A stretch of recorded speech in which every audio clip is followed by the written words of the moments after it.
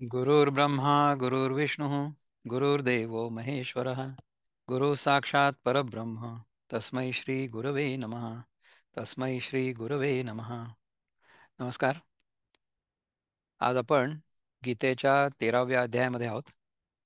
मागच्या वेळेस आपण ज्या व्यक्तीमध्ये ज्ञान प्रस्थापित झालेलं आहे त्याचे गुणधर्म काय असतील हे शिकायला सुरुवात करायचा प्रयत्न केला होता.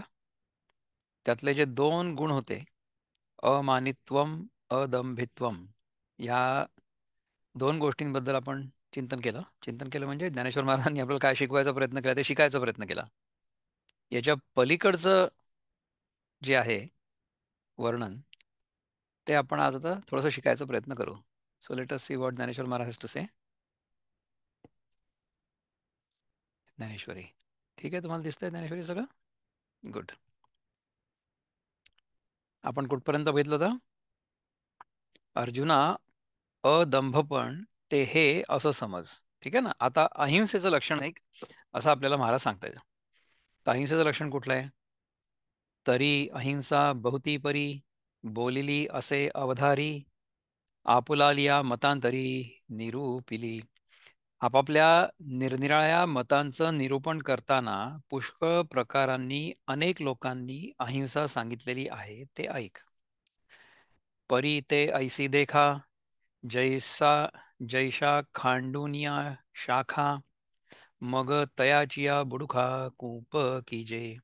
परंतु त्यांनी सांगितलेली ही अहिंसा ही जशा वृक्षाच्या फांद्या तोडून मग त्या शाखांनी वृक्षाच्या बुडाशी त्या वृक्षाच्या रक्षणार्थ कुंपण करावं तशी आहे. आता कशी आहे अहिंसा? हे मागे जे झाड आहे ना, माझ्या मागे तुम्हाला झाड दिसतं राईट, त्या झाडाचं आपल्याला रक्षण करायचंय. तर आपण काय करतो की आपल्या झाडाच्या ज्या फांद्या आहेत त्या कापतो आणि त्या फांद्यांनी त्या झाडाच्या भोवती कुंपण तयार करतो, म्हणजे मग त्या झाडावर कोणी आक्रमण नाही करणार. अशा प्रकारची अहिंसा आपल्याला करायची आहे का? म्हणजे काय आहे की आपलेच हात तोडायचे आणि आपल्या बाजूला कुंपण म्हणून बांधून ठेवायचे. मग काय आहे की आपल्याला स्वतःचं संरक्षण करताच नाही येणार. अशा प्रकारच्या अहिंसेचं काय उपयोग आहे, नाही का?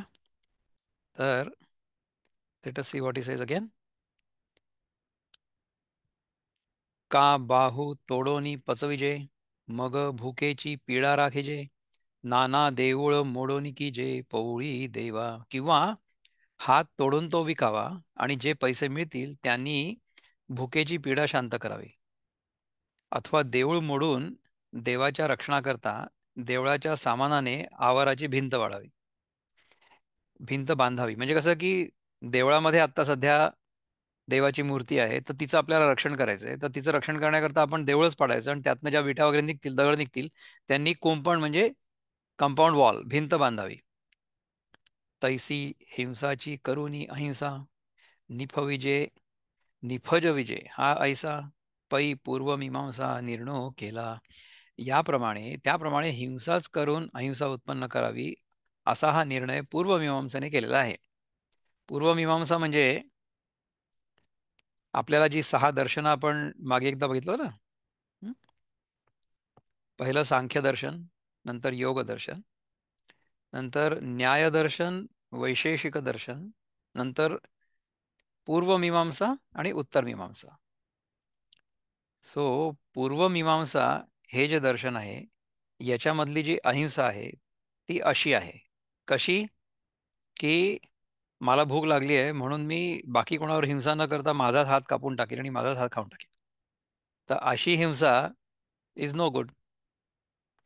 तर उत्तर मीमांसा म्हणजे वेदांतामध्ये काय सांगितलं जाईल या अहिंसेबद्दल, त्याच्याबद्दल आता आपण बघू.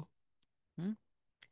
जे अवृष्टीचेनी उपद्रवे, गादले विश्व आघवे, म्हणून पर्जन्येष्टी करावे नाना याग. पाऊस न पडल्यामुळे अतिशय पीडा होऊन त्यामुळे सर्व प्राणी जर्जर झाले. म्हणजे त्यावर उपाय म्हणून पाऊस पाडणारे पर्जन्येष्टी यज्ञ करावेत. समजा पाऊस नाही पडला, दुष्काळ पडला, प्राणी जर्जर झाले म्हणजे they are now completely demoralise म्हणा किंवा अशक्त झालेले आहेत. आपण म्हातारी व्यक्ती झाली की ती जर्जर झाली असं म्हणतो. तर दुष्काळ समजा पडला तर त्याच्यामुळे जी अवस्था होईल प्राणीमात्रांची त्यावर उपाय म्हणून पाऊस पाडणारे पर्जन्येष्टी यज्ञ यज्ञ करावेत. पर्जन्येष्टी म्हणजे पर्जन्याची आपल्याला इच्छा होते ना. पर्जन्य ज्यांनी होईल, पर्जन्य म्हणजे पाऊस, ज्यांनी पाऊस पडेल अशा प्रकारचा यज्ञ करावा. तव तिये इष्टीची बुडी, पशुहिंसा रोकडी, मग अहिंसेची थडी कैची दिसे. तर प्राण्यांच्या बचावाकरता करायच्या यज्ञामध्ये आरंभीच जनावरांचे प्रत्यक्षपणेच प्राण घेतले जातात. अशा स्थितीत अहिंसेचं पलीकडचं तीर कसं दिसणार? आता प्राण्यांची आपल्याला रक्षा करायची आहे. प्राण्यांना आपल्याला वाचवायचं आहे. का बरं? कारण की दुष्काळ आला खूप आणि दुष्काळामुळे पाऊस नाही पडला. त्यामुळे प्राणी ऑलरेडी जर्जर झाले.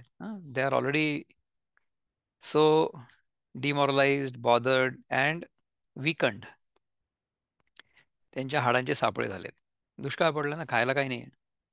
आता पाऊस पडायला पाहिजे. पाऊस पडला की मग गवत येईल किंवा अन्न पिकेल, धान्य पिकेल, शेती होईल. त्यानंतर प्राण्यांना खायला मिळेल. प्राणी म्हणजे नुसतेच प्राणी नाही, आपण सुद्धा, मनुष्य प्राणी सुद्धा. तर त्याच्यासाठी यज्ञ करायला समजा घेतला, तर त्या यज्ञामध्ये समजा पहिली आहुती या प्राण्याचीच दिली, तर काय? Is that what ahimsa is suppose to be? Let us find out. काय म्हणतात ते ज्ञानेश्वर महाराज? जे अवृष्टीचेनी उपद्रवे गादले विश्व आघवे म्हणून पर्जन्येष्टी करावे नाना याग. या ओवीचा नंबर आहे 222. पाऊस न पडल्यामुळे अतिशय पीडा होऊन त्यामुळे सर्व प्राणी जर्जर झाले. त्यामुळे म्हणजे त्यावर उपाय म्हणून पाऊस पाडणारे पर्जन्येष्टी यज्ञ करावे. तव तिये इष्टीची या बुडी, पशुहिंसा रोकडी, मग अहिंसेची थडी कैची दिसे. तर प्राण्यांच्या बचावाकरता करायच्या यज्ञामध्ये प्रारंभी जनावरांचे प्रत्यक्षपणेच प्राण घेतले जातात. अशा स्थितीत अहिंसेचं पलीकडचं तीर कसं दिसणार? पेरी जे नुसदी हिंसा, तेथ उगवेल काय अहिंसा. परी नवल बापा दिवसा या याज्ञिकांचा. नुसती हिंसा पेरली असता तिथे अहिंसा उगवेल का? तर नाही. परंतु याज्ञिकांचं धाडस आश्चर्यकारक आहे. आता ह्याच्यात आणखीन एक उदाहरण समजा आपल्याला बघायचं झालं तर आपले हे जे परशुराम होते ना, म्हणजे विष्णू 6.0 और विष्णू 5.0. परशुराम कुठं होता? मत्स्य, कच्छ, नंतर वराह, मग नारसिंह, मग वामन, हा 5 आणि मग 6वा परशुराम. So Parashuram is Vishnu 6.0. तर हा परशुराम जो होता तो होता ब्राह्मण. तर त्या ब्राह्मणांना म्हणजे ह्या परशुरामाच्या वडिलांना तिथला राजा त्रास द्यायचा. तो राजा म्हणजे क्षत्रिय. तर या परशुरामाचं डोकं फिरलं. त्याला असं वाटलं की हे क्षत्रिय जे आहेत ते ब्राह्मणांवर फार अत्याचार करतात आणि हे सगळ्या समस्येचं मूळ आहे. त्यामुळे आपण समजा या पृथ्वीवरनं क्षत्रिय नष्ट केले तर ही समस्या संपेल, या समस्येचं समाधान मिळेल. अशा प्रकारे परशुरामाने ठरवलं की आता आपण ही पृथ्वी सगळी निक्षत्रिय करणार आहे. म्हणून त्यांनी काय केला उपाय, की त्यांनी हातामध्ये एक परशु घेतला. परशु म्हणजे ॲक्स. तर ती ॲक्स घेऊन म्हणजे परशु घेऊन त्यांनी सगळ्या क्षत्रियांना मारून टाकलं, म्हणजे त्यांची मुंडकी उडवून टाकली.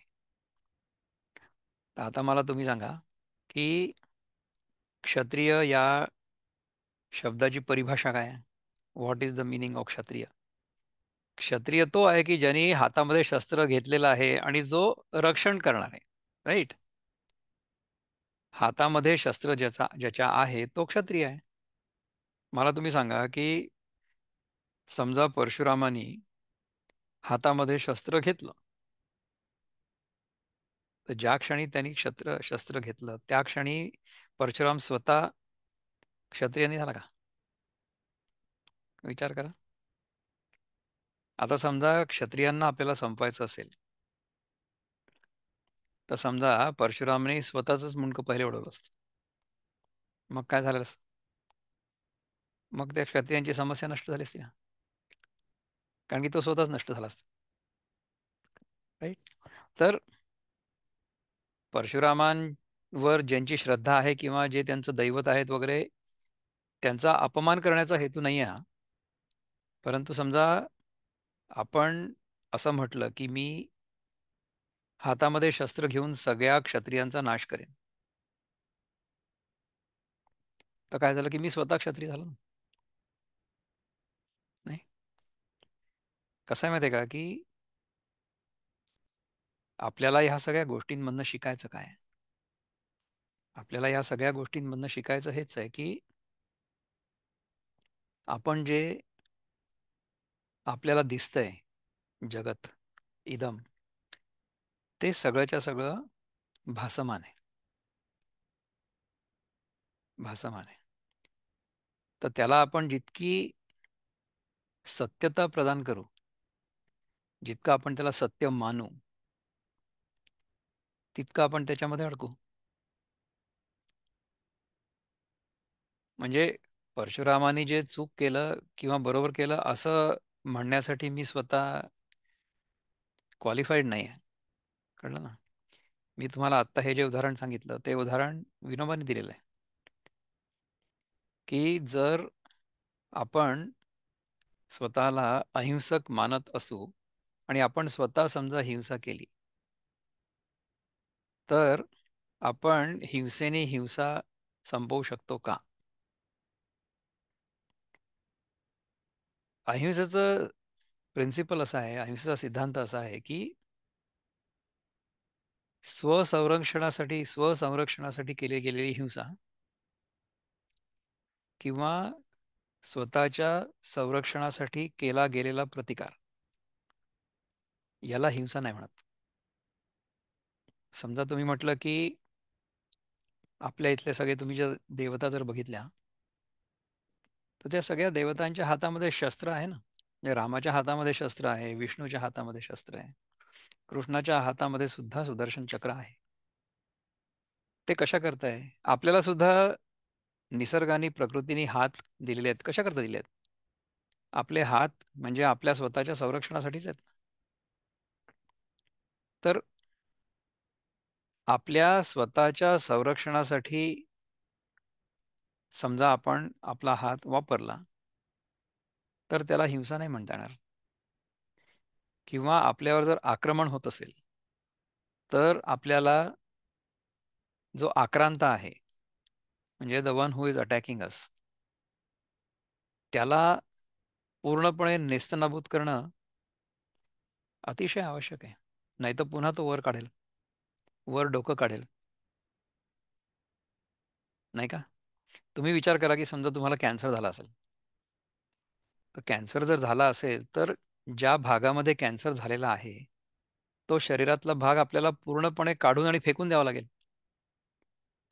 म्हणजे काय झालं, आपण हिंसा केली ना.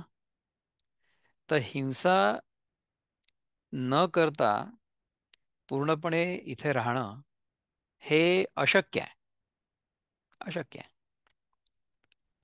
आता तुम्ही विचार करा की आपण श्वास आत घेतो तेव्हा ऑक्सिजन आत घेतो.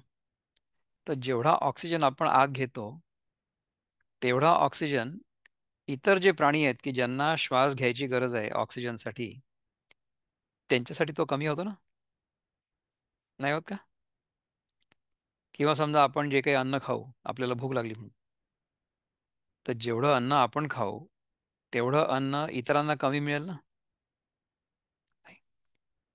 म्हणजे काय आहे की तेवढ्या प्रमाणावर हिंसा प्रत्येक जीव करेलच. त्याला आपण काही नाही करू शकत. तर स्वतःच्या रक्षणासाठी केली गेलेली हिंसा ही अहिंसाच आहे. अर्जुन स्वतः शस्त्र घेऊन लढला कौरवांच्या समक्ष. तर अर्जुनाने हिंसा केली की अहिंसा केली? तुम्ही बघा की हिंसा आणि अहिंसा ही आपण ती कशा करता करतोय. त्यावरून सिद्ध होत असते. म्हणजे तुम्ही कोणावर शस्त्र नाही उगारणार, परंतु समजा समजा तुम्ही काहीतरी बोललात किंवा बोललाच नाहीत, तरी सुद्धा समोरच्याचं मन दुखावलं जाऊ शकतं. मग ती हिंसा नाही आहे का? हे केवळ शस्त्र उगारून आणि एखाद्याचं मुंडकं उडवणं हीच काय फक्त हिंसा आहे? आपल्या शब्दांमुळे समजा कोणाला दुःख पोहोचत असेल, तर ती देखील हिंसाच आहे. विचार करा. हिंसा आणि अहिंसा याचं आपण जितकं चिंतन करू तितकं कमीच आहे. शेवटी आपण या निष्कर्षाप्रत पोहोचू की आपल्याला किमान हिंसा करणं अपरिहार्य आहे. You cannot really escape tiny amounts of हिंसा. Cannot help it. तुम्हाला जर न जेवता जिवंत राहण्याची सिद्धी प्राप्त नसेल झाली, तर तुम्हाला जेवावं तर लागेलच. You will have to eat, right? So त्याच्यामध्ये आपण एफिशियन्सी कशी वाढवू शकतो, की कमीत कमी अन्नावर समजा आपण राहू शकलो, किंवा कमीत कमी संसाधनं वापरून समजा आपण आपलं जीवन चालवू शकलो. म्हणजे काय की if we can simplify our life to the extent it is possible. आपण जर आपलं जीवन साधेपणाने जगू शकलो, तर आपण कमीत कमी हिंसेवर आपला उदरनिर्वाह करू शकतो. टू दॅट एक्सटेंट हिंसा इज इनेविटेबल. तर गरजेपुरतं समजा आपण ग्रहण केलं, जे काही आपल्याला ग्रहण करण्याची इच्छा आहे, गरज आहे, ग्रहण करण्याची गरज आहे, इच्छा नाही. इच्छा तर खूप असू शकते, परंतु ग्रहण करण्याची गरज तेवढीच आहे, जी की जेवढी निसर्गाच्या नियमांप्रमाणे आपल्याला त्या क्षणी शक्य असेल किंवा गरज असेल. म्हणजे कितीही मला भूक लागलेली असली तरी सुद्धा माझं पोट जेवढ्या अन्नामध्ये भरेल तेवढंच अन्न मी खाऊ शकेन ना, त्याच्याशी जास्त नाही खाऊ शकणार.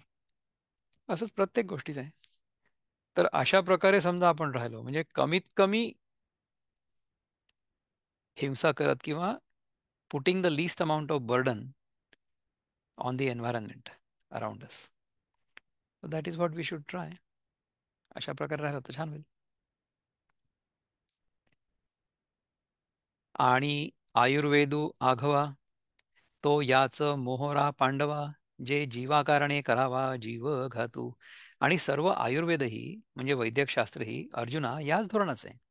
कारण की एका जीवाचं रक्षण करण्याकरता दुसऱ्या जीवाचा घात करावा असं तो प्रतिपादन करतो. म्हणजे कसं होतं पहा की आयुर्वेदामध्ये ना मांस खाऊ नये असा नियम नाही आहे. आयुर्वेदामध्ये कुठल्या जनावराचं मांस कुठल्या आजाराकरता खावं असं पण सांगितलं गेलेलं आहे. पुष्कळ लोकांचा गैरसमज आहे की आयुर्वेद सांगतो की तुम्ही फक्त शाकाहारीच असायला पाहिजे. असं नाही आहे. कुठल्या जनावराचं मांस, कुठल्या जनावराच्या कुठल्या अवयवाचं मांस कुठल्या आजारासाठी, कुठल्या रोगासाठी औषध म्हणून वापरता येऊ शकतं, हे पण आयुर्वेद सांगतं. याचा अर्थ हा आहे का की आपण त्या जनावरांना मारून खायला लागावं? आपल्याला जर रोग झालेला असेल, औषध हवं असेल, तर त्याच्यासाठी औषध म्हणून तेवढी वस्तू खायला हरकत नाही आहे. परंतु त्याच्यासाठी सुद्धा आपल्याला त्या प्राण्याची क्षमा मागायला पाहिजे, की माझ्या या रोगावर उपाय म्हणून मला हे करणं भाग आहे. त्यामुळे क्षमा याचना. परंतु जर आपण इंडल्जन्ससाठी म्हणजे उपभोगासाठी निसर्गाकडनं कुठलीही वस्तू जर घेतली, तर ती हिंसाच आहे. म्हणजे पुष्कळसे लोक मला विचारतात, की तुम्ही शाकाहारी आहात खरं आहे, परंतु तुम्ही झाडं किंवा झाडांपासून तयार होणारे पदार्थ जेव्हा घेता, म्हणजे आता समजा झाडाचं पान मी कापलं आणि खाल्लं, तर मग ती त्या झाडावर हिंसा नाही आहे का? आहे, प्रश्नच नाही. म्हणजे पुष्कळदा कसं होतं बघा, की मी असं ऐकलेलं आहे की जंगलामध्ये समजा एखाद्या हत्तीचा कळप आला आणि ते हत्ती तिथली वनस्पती सगळी खाणार आहेत, तर जी झाडं सॅक्रिफाईस होत आहेत ना, म्हणजे समजा हत्ती एका बाजूने आले आणि आता त्या झाडांची पानं ते खाणार आहेत, तर ज्या झाडांची पानं खाल्ली जात आहेत ना, त्या झाडांमधून मुळांच्या मार्फत जमिनीच्या आतून अंडरग्राउंड पलीकडची जी झाडं आहेत ना, त्यांच्यापर्यंत सिग्नल पोचतो की हा हत्तीचा कळप आलेला आहे बरं का. तर मग काय होतं की तिकडल्या पलीकडच्या झाडांमध्ये एका एका प्रकारचं विषारी द्रव्य तयार होतं आतमध्ये. So they create a poison. मग काय होतं की हे जे हत्ती असतात ना, ते पहिली काही झाडं खाऊ शकतात, परंतु आतमध्ये जाऊन झाडं खाऊ नाही शकत. म्हणजे काय झालं की या निसर्गाच्या युक्तीमुळे सगळंच्या सगळं जंगल हत्तींनी सफाचट नाही केलं. कशी असते पहा निसर्गाची युक्ती, की निसर्ग एक संतुलन सांभाळून ठेवण्याचा प्रयत्न करतो निसर्गामध्ये. मनुष्याला ह्या सगळ्या गोष्टी समजता येऊ शकतात, समजू शकतात. मनुष्य या सगळ्या गोष्टींचा अभ्यास करून शिकू शकतो ह्याच्यापासून काहीतरी. आपल्या ऋषीमुनींनी निसर्गाचं सूक्ष्म अध्ययन करून, सूक्ष्म निरीक्षण करून आणि त्यावरून काही सिद्धांत तयार केले. We have learn whatever we have learn by simply observing keenly, नाही का.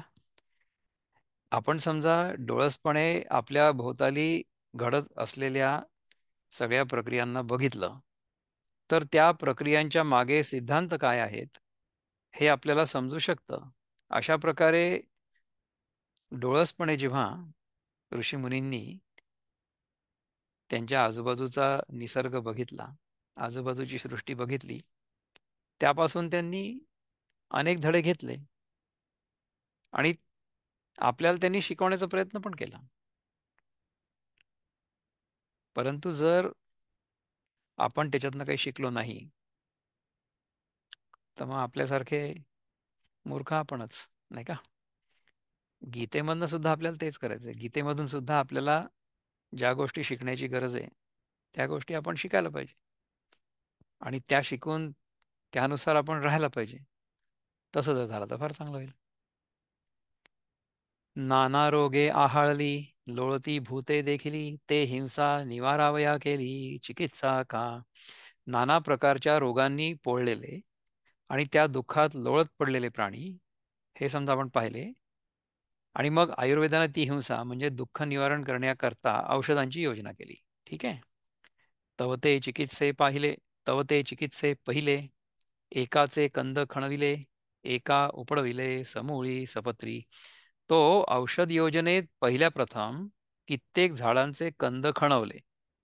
हे झाडांचे कंद म्हणजे जे कंदमुळं असतात ना, कांदा म्हणा, लसूण म्हणा, गाजर म्हणा, किंवा राताळ म्हणा, बटाटा म्हणा, हे दीज आर ऑल कंद, राईट. हे कंद खणवले आणि कित्येकांना मुळांसकट आणि पानांसकट उपटविले. आता तुम्ही विचारा की समजा आपण अशी एखादी वनस्पती खाल्ली की जी जमिनीच्या खाली उगवते, तर जैन समाज जो आहे ना, जैन धर्म, त्याच्यामध्ये जमिनीखाली उगवणारी कुठलीच वस्तू खाल्ली जात नाही.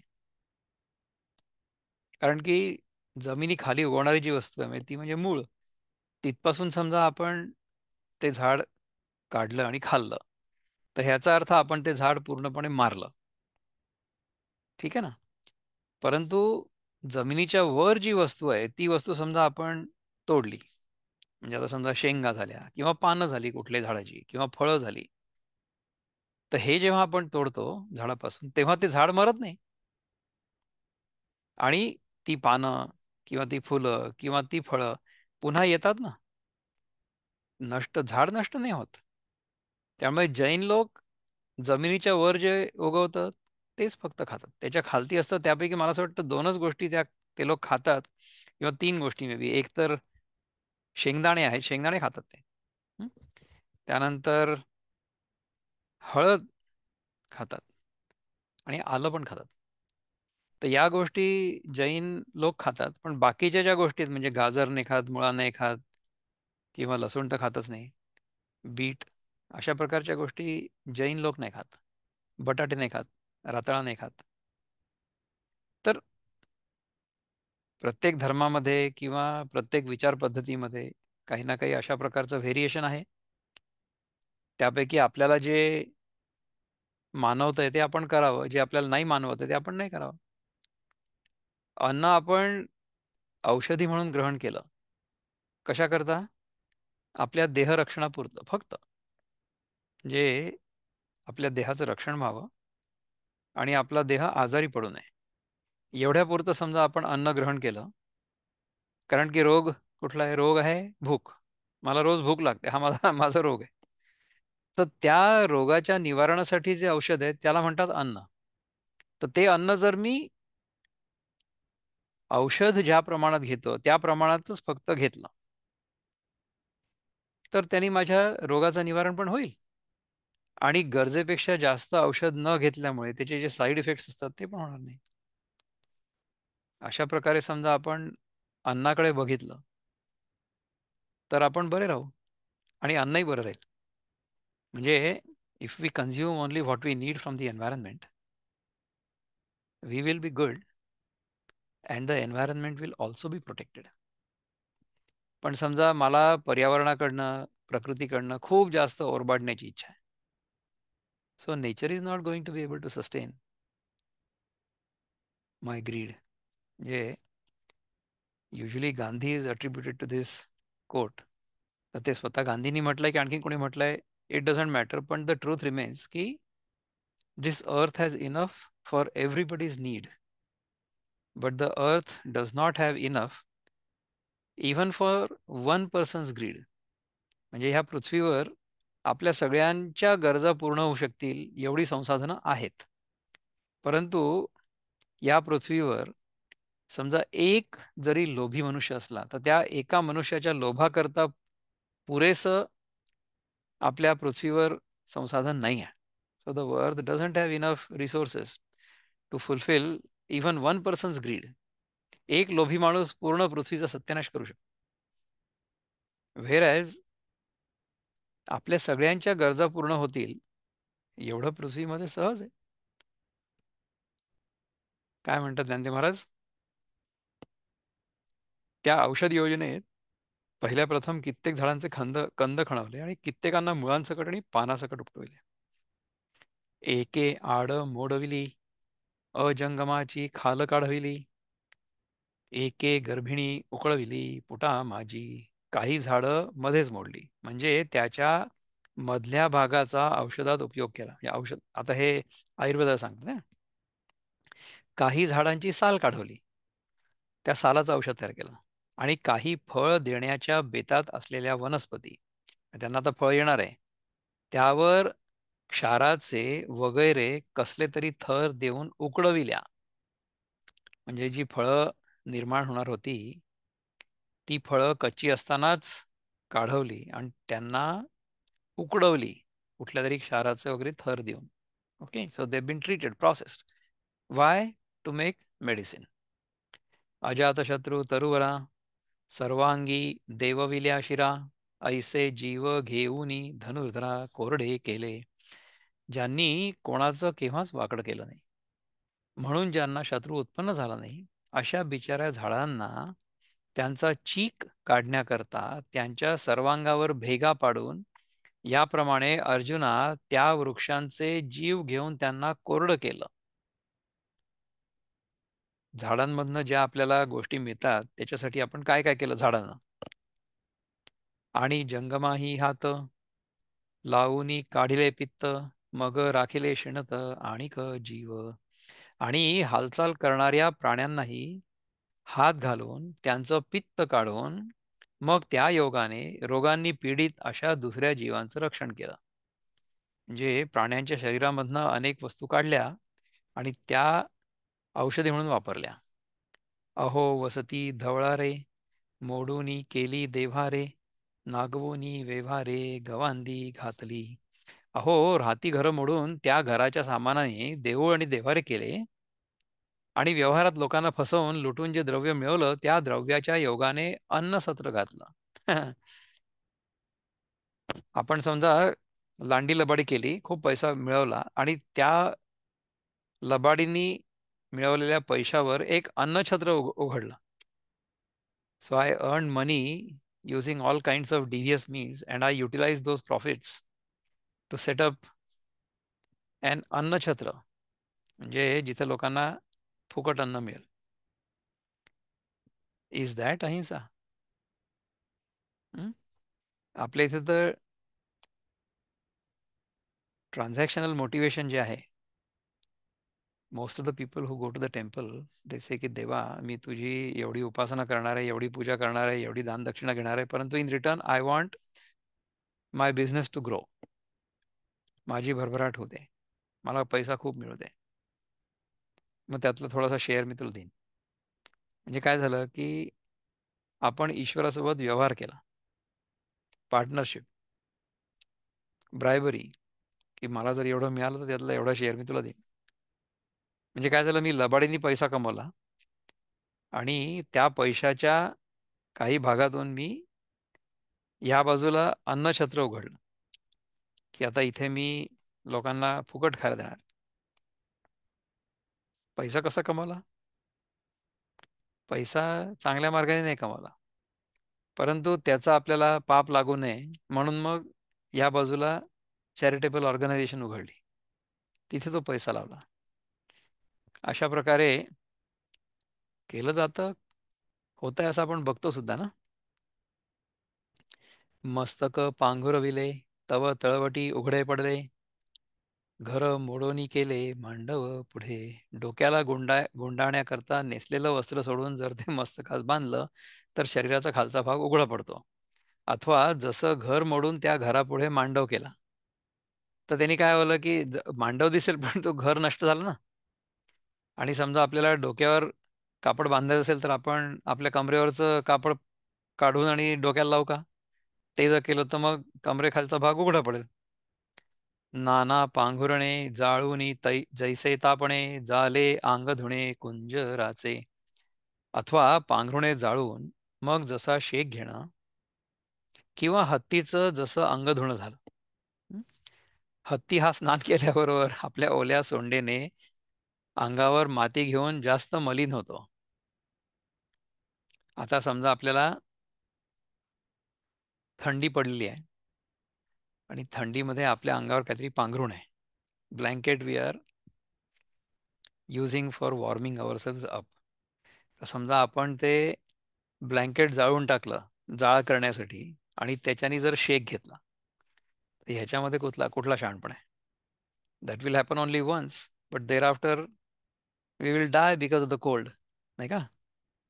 किंवा हत्तीचं अंग धुणं म्हणजे काय की हत्ती काय करतो, पहिले पाण्याने सगळं अंग धुतो स्वतःचं आणि मग नंतर त्याच अंगावर स्वतःच्या सोंडेनी माती उचलतो आणि माती टाकतो. ही असते हत्तीची आंघोळ. Is that how we should live? ना तरी बैल विकुनी गोठा, पुंसा लावोनी बांधीजे गाठा, या करणी की चेष्टा काही हसो. बैल विकून जसा गोठा बांधावा, तर तुम्हाला गोठा कशा करता बांधायचा आहे? गोठा तर बैल ठेवायलाच बांधायचा आहे ना. पण जर गोठा बांधायला पैसे नसतील तर आपण बैलच विकून टाकला आणि त्या पैशाने गोठा बांधला तर मग बांधणार कोणाला? आता बैल तर विकून टाकला. अथवा राघूस हाकून देऊन मग पिंजरा तयार करावा. आपल्याकडे राघू म्हणजे पोपट, त्या पोपटाला आपण हकलून द्यायचं आणि नंतर मग पिंजरा तयार करायचा. अशा कृतींना योग्य करणं म्हणावं किंवा चेष्टा म्हणाव्यात. काय आला हसावं? एकी धर्माची आवाहणी, गाळू आदरिले पाणी, तव गाळीतया आहाळणी जीव मेले. कित्येकांनी धर्ममार्ग म्हणून पाणी गाळायला आरंभ केला तेव्हा गाळण्याच्या तापाने जीव मेले. आता जे हिंसाबद्दल बोललो ना आपण, आता समजा मी पाणी पिणार आहे, पाणी मला शुद्ध हवंय, तर ते पाणी पावसाळ्याच्या दिवसामध्ये आपल्याला म्हणतात की तुम्ही उकळून प्या किंवा गाळून प्या. तर गाळून जर प्यालो तर त्या चाळणीवर जो गाळ जमा होईल त्याच्यामध्ये जे जीव असतील ते ज्या पाण्यात राहत होते ते आता मेले ना. नाही? किंवा समजा आपण पाणी उकळलं, तर उकळल्यानंतर त्या पाण्यामध्ये जे जीव होते ते तर मेले, नाही?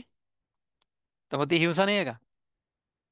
कसे कसे प्रश्न आहेत पहा, म्हणजे ज्ञानदेवांच्या वेळेस सुद्धा काय काय प्रश्न विचारले गेलेले आहेत, तुम्ही विचार करा. एक न पचवितीची कण, ये हिंसेचे भेण, तेथ कदरथले प्राण, तेची हिंसा. कित्येक या हिंसेच्या भयाने धान्य शिजवत नाहीत, तर कोरडं धान्य खातात.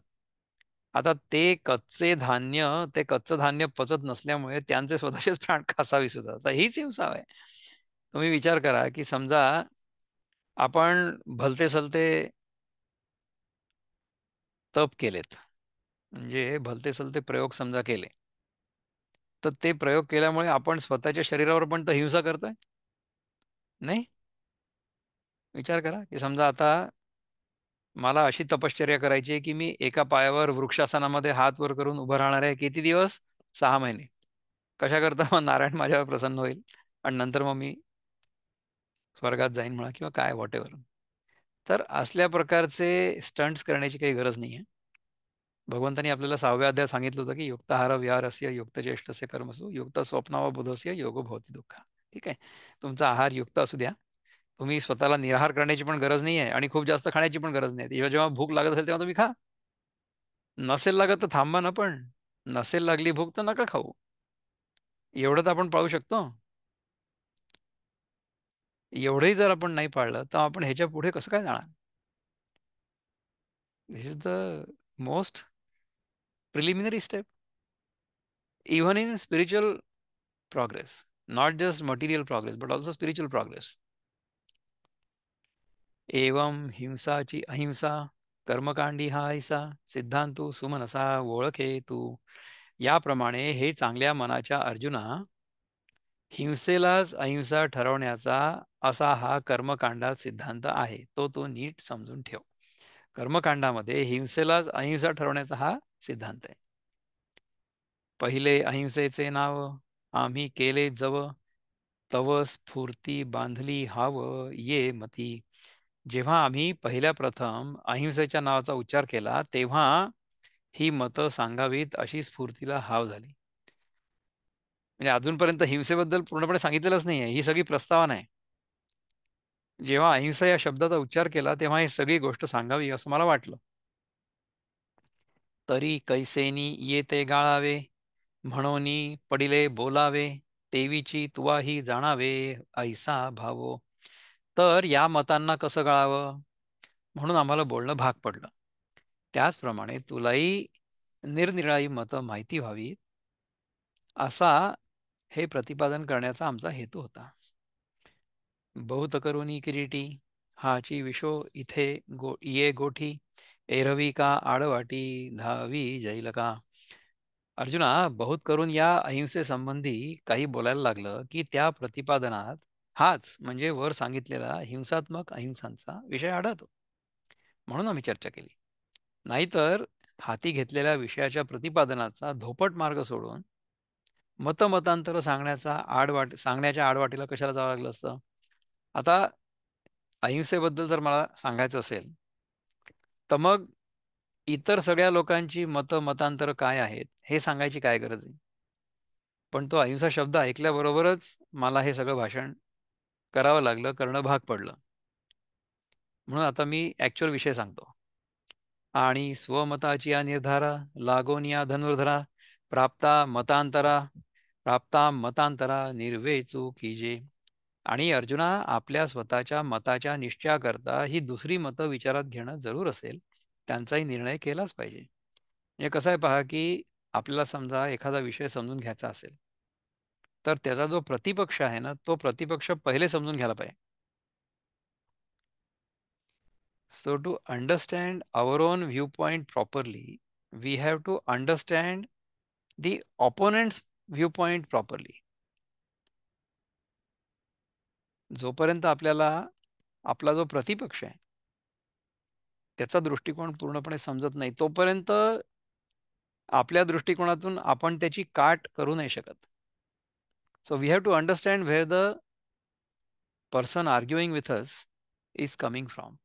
Only then can we counter the argument effectively. म्हणजे आता तुम्ही बघा की आपण अद्वैताच्या सिद्धांतांबद्दल बोलतो ना, तर अद्वैत आणि द्वैत ह्या दोन वेगळ्या गोष्टी आहेत, आहेत ना. तर द्वैताच्या दृष्टिकोनातून समजा आपण गीता बघितली, गीतेचा अभ्यास केला, गीतेचं चिंतन केलं, तर आपल्याला गीता एका वेगळ्या दृष्टिकोनातून समजेल. परंतु आपण जर अद्वैताच्या दृष्टिकोनातून गीतेकडे बघितलं तर आपल्याला गीता संपूर्णपणे वेगळी समजेल. परंतु हा जो बोध आहे अद्वैताच्या दृष्टिकोनातून, तो बोध द्वैतात आपण जोपर्यंत असू किंवा द्वैतामधून गीतेकडे बघणारी जी व्यक्ती आहे त्यांना होणारच नाही. तर म्हणून काय करायचं की मिलिंदजी, आपल्याला काही बोलायचं का? अद्वैताच्या निष्ठेमध्ये जर आपण राहिलो तर आपण कोणाशी वादविवाद करू का? तुम्ही मला सांगा. माझी जर अद्वैतामध्ये निष्ठा संपूर्ण असली, दृढ असली, तर वादविवाद होणारच नाही, व्हायला नको. माझी एक इथे मानलेली बहीण आहे, तिच्याशी मी परवा बोलत होतो. तिला म्हटलं की हे बघ, तू जरी कृष्ण भक्त असलीस आणि इस्कॉनची फॉलोअर आहे, ती दीक्षा वगैरे घेतलेली तिने, आणि तुला जर कोणी अद्वैती सापडला, म्हणजे मी नाही, मी तुला सांगतोय, मी स्वतः माझा अद्वैताच्या सिद्धांतांवर संपूर्ण दृढ विश्वास. परंतु द्वैत हे देखील तितकंच सत्य आहे, आणि द्वैतामध्ये समजा आपण शास्त्रानुसार राहिलो तर आपल्याला आनंदाची अनुभूती होऊ शकते, याच्याबद्दल माझ्या मनात शंका नाही आहे. पण शास्त्रानुसार, धर्मानुसार आपण राहणं आवश्यक आहे द्वैतामध्ये सुद्धा. ठीक आहे ना. तर अद्वैत तुला पटणार नाही हे मी समजू शकतो, आणि मला अजिबात आक्षेप नाही आहे त्याच्याबद्दल. ठीक आहे ना. परंतु समजा तुला कोणी अद्वैत मानणारा मनुष्य भेटला आणि तुझ्याशी जर तो भांडायला लागला, वादविवाद करायला लागला, तर तू त्याला सांगू शकतेस, म्हणजे मी अद्वैतवाद्यांना कसं पराजित करावं वादविवादामध्ये ते सांगितलं. की अद्वैतामध्ये निष्ठा असलेली व्यक्ती जर वादविवाद करायला बसली आणि वादामध्ये पडायला लागली, हं, तर ह्याचा अर्थ काय झाला? याचा अर्थ हा झाला की माझ्या समोर जो वाद करणारा आहे किंवा वाद करणारी व्यक्ती आहे, त्या व्यक्तीला मी सत्य मानलं नाही.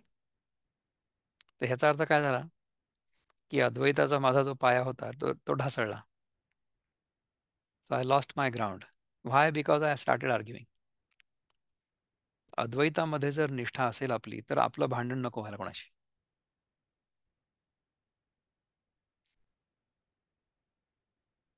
आता practically, while you are living in this world, how much of this is really possible? While living in this world, you are well within your rights to defend yourself. म्हणजे जगामध्ये, सापेक्ष जगामध्ये, व्यावहारिक जगामध्ये व्यवहारापुरता स्वसंरक्षणार्थ तुमचा जो काही असेल उपक्रम तो तुम्ही चालवू शकता. ठीक आहे ना, तेवढ्यापुरताच फक्त. परंतु त्याच्यापेक्षा जास्त भांडण आपण उकरून काढण्याची काहीच गरज नाही, किंवा निरर्थक वादामध्ये पडण्याची पण काही गरज नाही. जर अद्वैतामधली माझी निष्ठा पूर्ण असली तर समोरची व्यक्ती ज्या काही दृष्टिकोनातून आपल्याशी बोलत असेल ती तशीच्या तशी आपण स्वीकारू शकलो पाहिजे. So I should be able to accept you regardless of who you are, what you are, the way you are. And I still have love for you. If you are attacking me, then I will defend myself. So I will defend myself to the extent it is practically necessary, not to the extent that I will start considering you like an enemy and I will start hating you. त्याची काहीच गरज नाही आहे. स्वतःच्या संरक्षणापुरतं समजा आपण स्वतःला वाचवलं, to that extent it is completely fine. परंतु if I start that argument with the intention की अद्वैत हे सत्य आहे आणि द्वैत हे आभासात्मक आहे किंवा खोटं आहे, त्यामुळे तू ज्या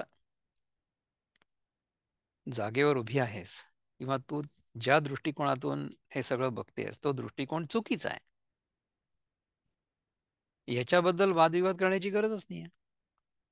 आणि मी तिला म्हटलं की समजा तुला असा कोणी सापडला की जो तुझ्याशी वादविवाद करेल, तर तू समजून जा की तो अद्वैती नाहीच आहे. तो जर तुला कन्व्हर्ट करण्याचा प्रयत्न करत असेल, तुझा दृष्टिकोन तू बदलावा असा दुराग्रह करत असेल, तर याचा अर्थ तो अद्वैतामध्ये अजून पूर्णपणे स्थित झालेला नाही आहे. दादा, दिस इज व्हेरी गुड. म्हणजे अद्वैती लोकांपासून मी स्वतःला कसं वाचवायचं हे तुम्हीच मला सांगितलं. मी म्हटलं की करेक्ट आहे. समजा अद्वैतावर माझी निष्ठा असली तर I should accept you the way you are. आणि तू जशी आहे ना तसंच माझ्यावर जसंच माझं तुझ्यावर खूप प्रेम आहे. जशी आहे तशीच मला तू आवडतेस. तू बिलकुल बदलू नकोस. You are very sweet the way you are. तू कृष्णाच्या भक्तीमध्ये राहा आणि कृष्णाच्या भक्तीमध्ये आनंदात राहा. कारण की व्यावहारिक जगामध्ये भक्ती किंवा प्रेम याच्यापेक्षा जास्त सुंदर अनुभव दुसरा काहीच नाही.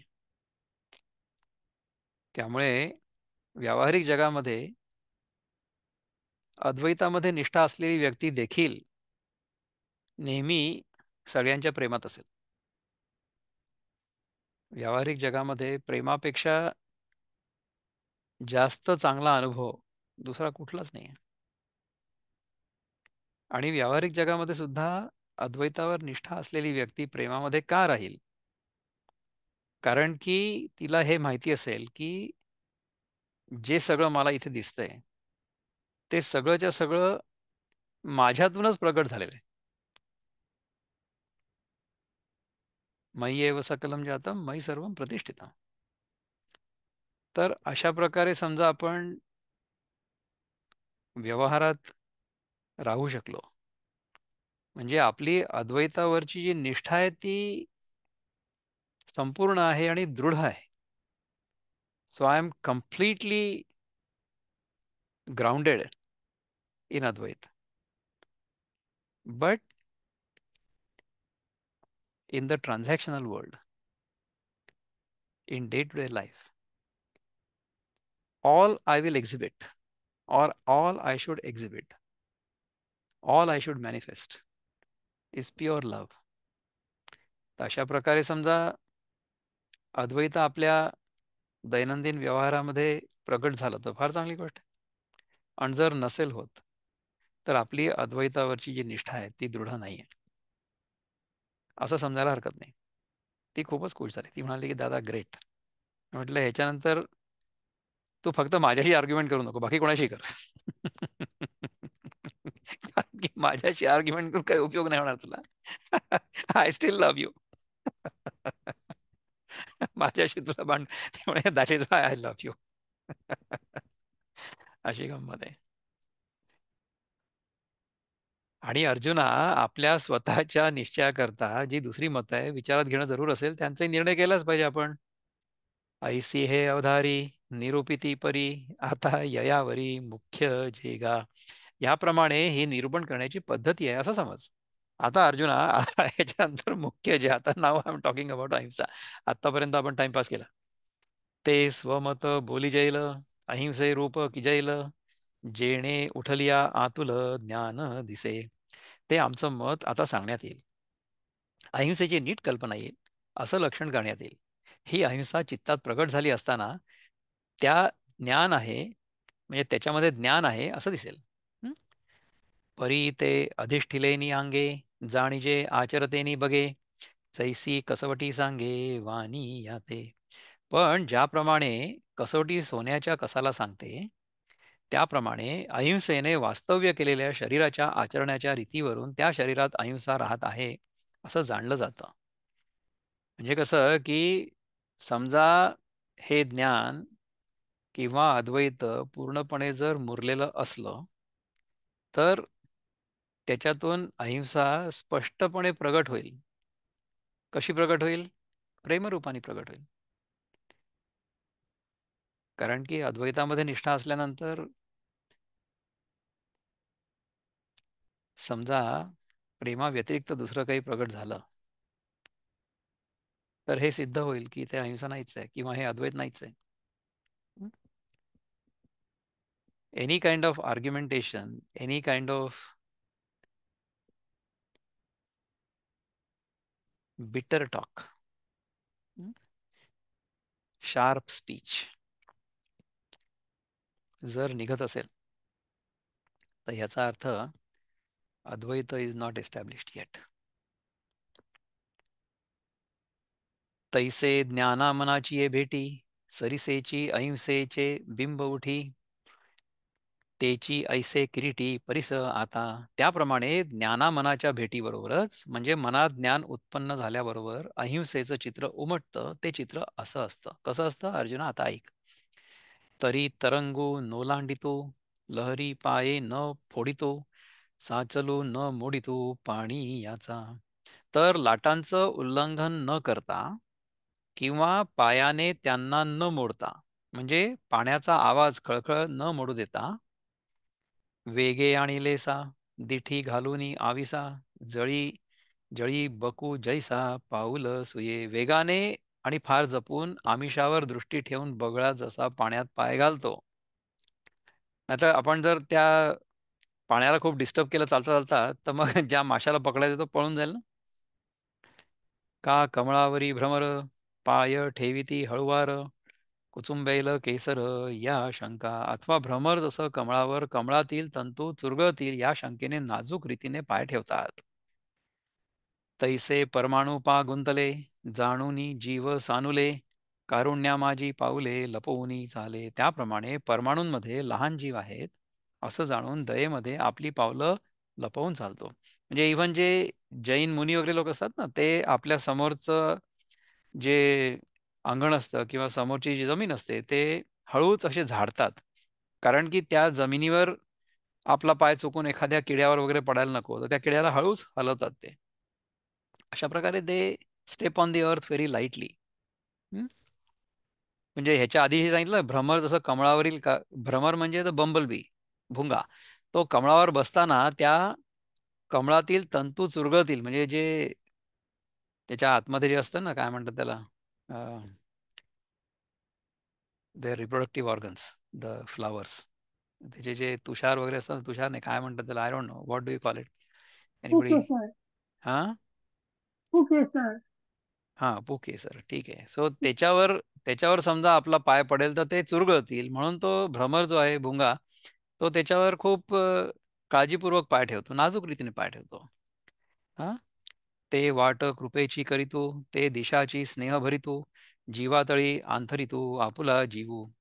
तो ज्या रस्त्याने चालतो, तो तो रस्ताच कृपेने भरतो, व ज्या बाजूकडे त्याची नजर जाते ती दिशाच प्रेमाने भरलेली करतो, आणि प्राण्यांच्या खाली आपला स्वतःचा प्राण अंतरतो आणि मग त्यावर चालतो. म्हणजे ज्या व्यक्तीच्या जीवनातून अहिंसा प्रगट होईल, ती व्यक्ती कशी असेल त्याचं हे वर्णन आहे.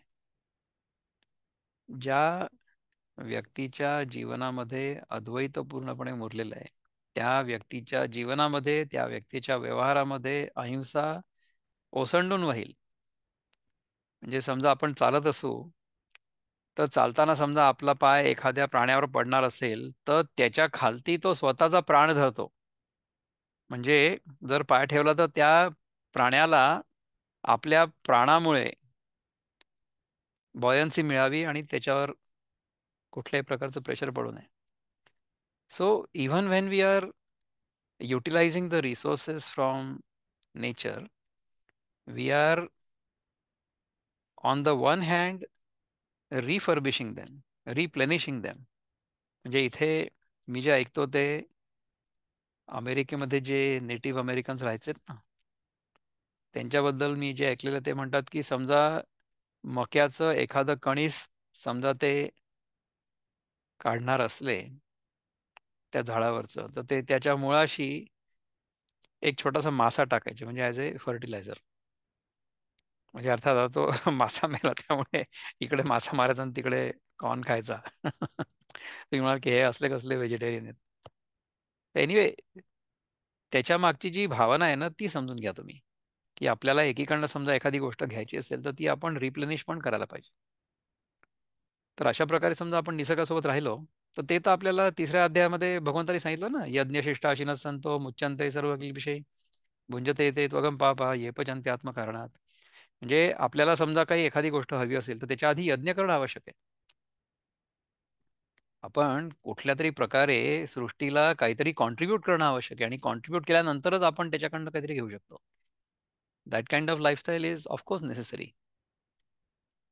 ऐसिया जतना चालणे जया अर्जुना, हे अनिर्वाच्य परिमाणा पुरी जेना. अर्जुना, अशा रीतीने जपून ज्याचं चालणं असतं त्या चालण्याचं वर्णन करता येत नाही आणि ते चालणं अमक्यासारखं आहे म्हणून प्रमाण दिलं तर ते पुरे पडत नाही.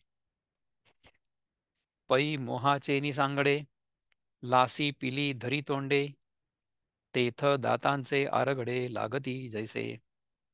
जेव्हा मांजरी मोहाच्या योगाने आपलं पिल्लू आपल्या तोंडात धरते, त्यावेळी त्या पिल्लाला जशी तिच्या दातांची टोकं लागतात. म्हणजे मांजरानी दातांनी पिल्लू जरी बळकट धरलेलं असतं तरी त्यावेळी त्या पिल्लाला जशी तिच्या दाताची टोकं लागत नाहीत. हं? का स्नेहाळू माये तान्हयाची वास पाहे, तिये दिठी आहे हळुवार जे. अथवा प्रेमळ आई जशी आपल्या तान्ह्या मुलाची वाट पाहते, त्या दृष्टीमध्ये जो नाजूकपणा असतो. नाना कमळदळे डोल विजती ढाळे, तो जेणे पाडे बुबुळे वारा घेपे. अथवा वारा घेण्याकरता कमळाचं फूल हळूहळू हलवलं असता त्यापासून निघालेला वारा तो ज्याप्रमाणे डोळ्याच्या बुबुळास मोठा सुखकर वाटतो, म्हणजे बुबुळास खूपच नाही. तुम्ही डोळे उघडे ठेवून समजा डोळ्यामध्ये वारं जाऊ दिलं ना, तर तुमची बुबुळं म्हणजे तुमचे डोळे दुखतील, ते जळजळतील. तर तसं होऊ नये म्हणून कमळाच्या फुलांनी हळूहळू हलवून वारा घ्यायचा आणि बुबुळाला त्याचा त्रास न होता ते फार सुखकर वाटतं. तैसेनी मार्दवे पाय, भूमीवरी न्यसी तू जाय, लागती तेथ होय जीवा सुख. तितक्या मऊपणाने भूमीवर पाय तो ठेवीत जातो. तो जो माणूस आहे तो when he treads on this earth he trades very lightly. ते पाय जिथे लागतील तिथे लोकांना सुख होतं. ऐसिया लघिमा चालता, कृमी कीटक पंडुसुता, देखे तरी मागवता निहळूची निघे. अर्जुना, अशा हळुवारपणाने चालत असताना कृमी कीटक पाहिले तर हळूच माघारा फिरतो. म्हणजे तो चुकून सुद्धा कुठल्याही कृमी कीटकावर म्हणजे एखाद्या किड्यावर पाय नाही देत. म्हणे पावो धडपडील, तरी स्वामीची निद्रा मोडेल, रचलेपणा पडेल झोती हन. तो म्हणतो पाय जोराने पडल्यामुळे आवाज निघाला तर सर्व भूतांना व्यापून राहिलेल्या प्रभूची झोप मोडेल आणि असलेल्या सुखरूपतेस विक्षेप येईल. समजा if we don't walk lightly on the earth, then the earth that is completely pervaded by the divine will disturb that divine ना. म्हणजे समजा आपण खूप उच्छाद मांडला या पृथ्वीवर, तर पृथ्वीमध्ये जो झोपलेला परमात्मा आहे त्याची झोपमोड होईल. He will be disturb. म्हणून I am going to walk lightly on this planet. या काकुळती वाहणी घे मागवती, कोणीही व्यक्ती न वचे वरी. ह्या करुणेने मागे परततो आणि कोणत्याही व्यक्तीवर म्हणजे प्राण्यावर पाय ठेवत नाही. जीवाचे निनावे तृणातेही नोलांडवे, मग न लेखिता जावे हे के गोठी. गवताच्या काळीत जीव आहे असं समजून ती ओलांडत नाही, तुडवून जात नाही. मग समोर प्राणी पाहिल्यावर त्याला न जुमानता तो त्याला तुडवीत जाईल ही गोष्ट कुठली. मुंगिये मेरून ओलांडवे, मशका सिंधू न तरवे, तैसा भेटलिया न करवे अतिक्रमो. मुंगीला ज्याप्रमाणे मेरू पर्वताचं उल्लंघन करता येत नाही, चिलटाला ज्याप्रमाणे समुद्र तरून जाता येत नाही, त्याप्रमाणे कोणताही प्राणी भेटला असताना त्याच्याने उल्लंघन करवत नाही. सो हा जो अहिंसेचा मूर्तिमंत पुतळा आहे, तो कुठल्याही प्रकारे आपल्यामुळे इतर कुठल्याही जीवाला किंवा पृथ्वीला कुठल्याही प्रकारचं दुःख होईल अशा प्रकारचं काहीही करणार नाही. ऐसी जयाची जयाची चाली, कृपाफळी फळा आली, देखसी जियाली दया वाचे.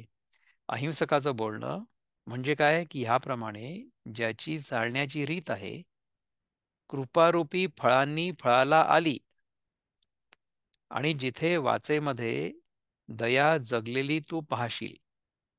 म्हणजे अहिंसकाचं बोलणं ह्याप्रमाणे जी चालण्याची रीत आहे, ही कृपारूपी फळांनी फळाला आली.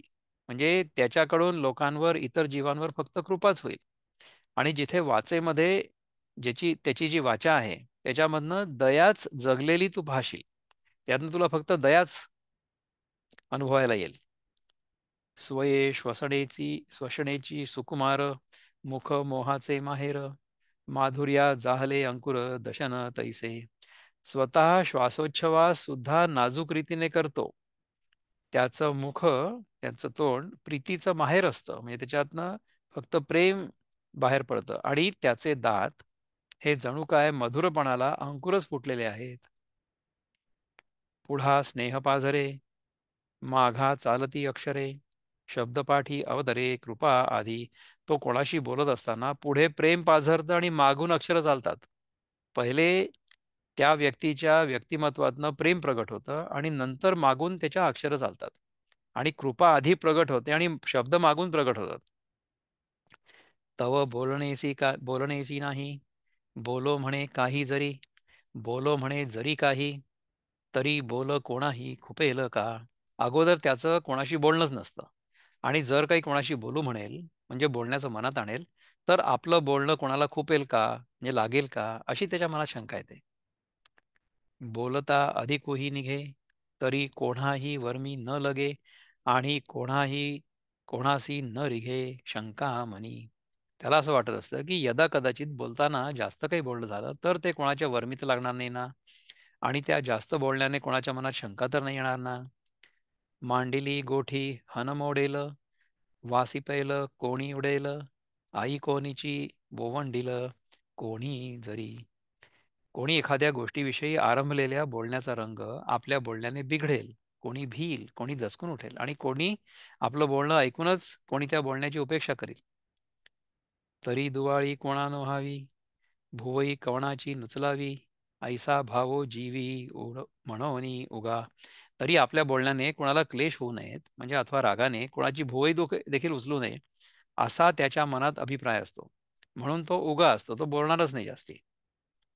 मग प्रार्थिला विपाये, जरी लोभे बोलो जाये, तरी परिसतया होय माय बापू. मग आपण बोलावं अशी कोणी कदाचित प्रार्थना कोणी केल्यास तो प्रेमाने बोलायला लागला, तर त्याचं बोलणं जे ऐकतात त्यांना तो आपला आईबापच आहे की काय असं वाटतं. का नादब्रह्मची मुसे आले, की गंगापय असलेले, पतिव्रते आले वार्धक्य जैसे. त्याचं बोलणं म्हणजे जणू काय नादब्रह्मच आकार धरून आलं असं मधुर, किंवा गंगेचं पाणीच उसळलं असं पवित्र, अथवा पतिव्रतेला जसं काही म्हातारपण आलेलं आहे. पतिव्रता जी असते ना ती म्हातारी असताना सुद्धा तेवढीच तेजस्वी दिसते जेवढी ती तरुणपणी असते. तैसे साच आणि मवाळ, मितले आणि रसाळ, शब्द जैसे कल्लोळ अमृताचे. त्याप्रमाणे खरे आणि मऊ म्हणजे कोणाला न खुपणारे, मोजके परंतु सरळ त्याचं बोलणं म्हणजे अशा काही अमृताच्या लाटाच विरोध विरोधुवा दुबळू प्राणिता पढाळू उपहासू छळू वर्म स्पर्शू उपरोधिक बोलणं तंट्यास उत्तेजन देणं प्राण्यात पाप उत्पन्न करण्यास वाहवणं टर उडवणं टाकून बोलणं वर्मास जोडणारे शब्द बोलणं आटू वेगू विंदाणू आशाशंका प्रतारणू हे संन्यासिले अवगुणू जया वाचा हट्ट आवेश कपट आशा लावणं संशयात पाडणं फसवेगिरी वगैरे हे जे बोलण्यातील दोष आहेत त्या सर्वांचा ज्या वाचेने पूर्णपणे त्याग केलेला असतो आणि तयाची परिकिरीटी थाऊ जयाची एदिठी सांडिलिया भ्रुकुटी मोकळ या म्हणजे अहिंसकाची दृष्टी जी आहे ती आणि अर्जुना त्याचप्रमाणे ज्याच्या दृष्टीची स्थिती आहे आणि ज्याच्या भिवया मोकळ्या टाकलेल्या आहेत म्हणजे ज्याने रागाने भिवया चढवलेल्या नाही आहेत काजे भूती वस्तू आहे तिये रूपो शके विपाये म्हणोनी वासू न पाहे बहुत करुणी प्राणीमात्रामध्ये वस्तू म्हणजे परब्रह्म आहे तिला कदाचित आपली दृष्टी बसण्याचा संभव आहे म्हणून बहुत करून तो कोणाकडे पाहत सुद्धा नाही ऐसाही कोणे एके वेळे भीतरले कृपेचे निबळे उघडोनिया डोळे दृष्टी घाली असाही कोणी एका वेळेला आतल्या कृपेच्या जोराने डोळे उघडून त्याने कोणाकडे दृष्टी घातली तरी चंद्रबिंबो निधारा निघता नवती गोचरा परी एकसरे चकोरा निघती दोंदे तर चंद्रबिंबातून निघणाऱ्या अमृताच्या धारा जरी निघताना डोळ्यांना दिसत नाहीत परंतु त्या धारांच्या योगाने चकोर पक्ष्यांना एकसारखी दोंदे निघतात म्हणजे चकोर पक्षी पुष्ट होतात तर अहिंसा ज्याच्या वाणीतून डोळ्यातून देहबोलीतून शरीरातून प्रगट होत असेल त्याचं हे सगळं वर्णन ज्ञानदेवाने सांगितलेलं आहे आपण खरं तर आज 10 मिनिटं एक्स्ट्रा घेतलीत पण अजूनही हा विषय संपलेला नाही आहे आपण हा विषय पुन्हा सुरू ठेवू पुढच्या वेळेस परंतु आत्ता हे जे आपण ऐकलं अहिंसेबद्दल त्याच्या आनंदात आपण भिजून पुढच्या सत्रापर्यंत वाट बघू तर आता ह्याच्या पुढचं जे सत्र आहे ना ते कधी होईल ते मी आता अनाऊन्स करीन कारण की पुढच्या 2 सत्रांमध्ये कदाचित म्हणजे येत्या शुक्रवारी आणि येत्या मंगळवारी कदाचित मला शक्य होणार नाही पण बघू आपण ठीक आहे ना मी तुम्हाला कळवतो असं ओम पूर्णमद पूर्णमिदं पूर्णात् पूर्णमुदच्यते पूर्णस्य पूर्णमादाय पूर्णमेवावशिष्यते ओम शांती शांती शांती हरि ओम श्री गुरुभ्यो नमः हरि ओम नमस्कार